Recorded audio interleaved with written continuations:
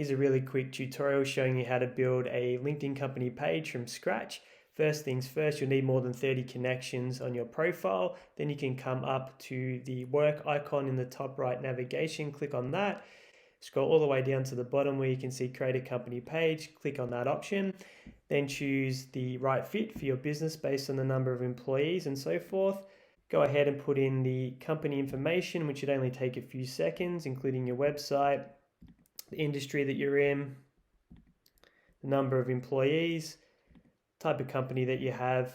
Then of course you can upload your company logo, put in a tagline. So in this section, I'd advise what is the outcome or result that your company specializes in producing for your clients, and then verify, and your page will be created. Once your company page has been created, it'll look something like this. You'll see down here on the right, invite connections to follow. Every month you'll get 100 invitation credits that you can use to invite people in your network to follow the page.